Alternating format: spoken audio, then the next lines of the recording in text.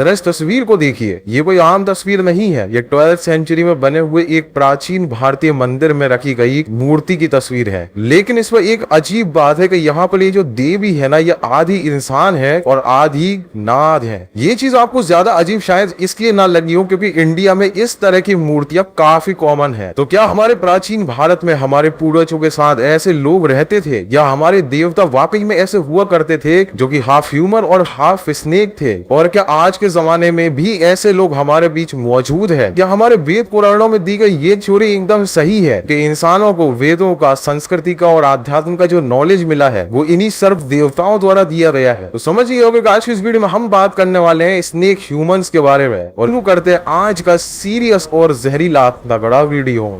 ये कर्नाटका में स्थित चेन्ना केशवा मंदिर, जिसको विजय नारायणा मंदिर भी कहा जाता है, ये 12वीं शताब्दी में बनाया गया था और यहाँ पर एक देवी की मूर्ति मौजूद है जो हजारों साल पुरानी है। इन देवी का आधा शरीर सांप जैसा है और आधा शरीर इंसानों जैसा। लेकिन भारत में मौजूद अकेली ये एक मूर्ति ऐसी नहीं है। आपने महर्षि पतंजलि का नाम तो सुना ही होगा। ये योग सूत्र के रचयिता है। वही योग जिसे आजकल लोग योगा के नाम से करते हैं, वो इन्हीं महर्षि पतंजलि की देन है। और जरा आप पतंजलि की इस मूर्ति पर नजर डालिए, और ये एक नहीं, महर्षि पतंजलि की बहुत सारी, या कहें तो ऑलमोस्ट हर मूर्ति ऐसी ही है जहां पर उनका ऊपरी शरीर तो इंसानों जैसा है लेकिन निचला शरीर एक बड़े से स्नेक जैसा है। और ये तो केवल 2 एग्जाम्पल थे। महाभारत और रामायण में तो ऐसे कई स्नेक ह्यूमंस का जिक्र है। नाग लोग और नाग देवताओं का भी जिक्र है, जिससे ये बात क्लियरली पता चलती है कि हमारे इतिहास में और हमारे पूर्वजों का ऐसे लोगों के साथ कांटेक्ट रहा है जो कि आधे इंसान और आधे नाग थे, जिन्हें की नादास कहा जाता है। छत्तीसगढ़ में एक जगह है जिसका नाम है तपकरा, और यहाँ पर जंगल के बीचों बीच नदी के पास में भगवान शिव का एक छोटा सा मंदिर है। ये काफी प्राचीन मंदिर है और इस जगह को आज के जमाने का नाग लोक कहा जाता है। यहाँ पर एक बहुत बड़ी गुफा है जिसका रास्ता फिलहाल बंद है। लोकल लोगों का ऐसा कहना है कि ये पाताल का रास्ता है। ये उस जगह का रास्ता है जहाँ पर धरती के अंदर नागाज रहते हैं। और हैरान कर देने वाली बात यह कि इस इलाके में और इस मंदिर के आसपास हजारों की संख्या में 40 से ज्यादा प्रजाति के सांप मौजूद है। ये जगह इतनी डेंजरस है कि यहाँ पर पैदल चलना मतलब मौत को दावत देना। इस जगह को बहुत से लोग नागलोक के नाम से भी जानते हैं। लेकिन इतनी खतरनाक जगह होने के बावजूद भी यहाँ पे लोग सांपों से डरते नहीं है, बल्कि सांपों की पूजा करते हैं। और केवल यहाँ के ही नहीं, पूरे भारत के लोग सांपों को बहुत ऊंचा दर्जा देकर रखते हैं। और केवल एंशिएंट इंडिया में ही नहीं बल्कि बहुत सारी प्राचीन सभ्यताओं में सांपों को गॉड्स का दर्जा दिया गया है। लेकिन आखिर ऐसा क्या खास है सांपों में या फिर इन सर्प देवताओं में जिसकी वजह से इन्हें हर कल्चर में पूजा जाता है? हर कल्चर में तो नहीं, लेकिन ऑलमोस्ट हर कल्चर में सांपों का या फिर सांप से रिलेटेड देवताओं का जिक्र जरूर है। और ये मैं ऐसे ही नहीं बोल रहा, ये मैं आपको अभी आगे प्रूफ के साथ दिखाऊंगा। और भारत के वेद पुराणों में तो सांपों के बारे में पूरी जानकारी आपको मिल जाएगी। वेदों के अनुसार पृथ्वी के नीचे 7 प्रकार के तल होते हैं, जो है अतल, वितल, सुतल, रसातल, तलातल, महातल और आताही। तो जो बीच वाली लेयर होती है ना, जिसको रसातल बोलते हैं, उसमें रहते हैं नाग। वो नॉर्मल वाले स्नेक्स नहीं, वो स्नेक्स जो हाफ ह्यूमन हाफ स्नेक्स होते हैं, जिनके सिर पर मणि होता है, जिनको बहुत नॉलेज होता है मैथमेटिक्स का, यूनिवर्स का, आध्यात्म का और मेडिकल साइंस का। और इसीलिए इनको देवता की कैटेगरी में रखा जाता है, इसलिए इनको इंसानों के द्वारा पूजा जाता है। अब हो सकता है बहुत से लोग बोले कि हाँ, इंडिया में तो ये दादी नानी की कहानियां प्राचीन काल से चली आ रही हैं। तो चलिए ऐसे लोगों को जरा इजिप्ट के सर्प देवता के भी दर्शन करवा देता हूँ। ये है नेहेबकाऊ, जो एंशिएंट इजिप्शियन माइथोलॉजी में स्नेक गॉड माने जाते हैं। और केवल माइथोलॉजी की बात नहीं, हमारे एक्चुअली आज के मेडिकल साइंस में भी स्नेक का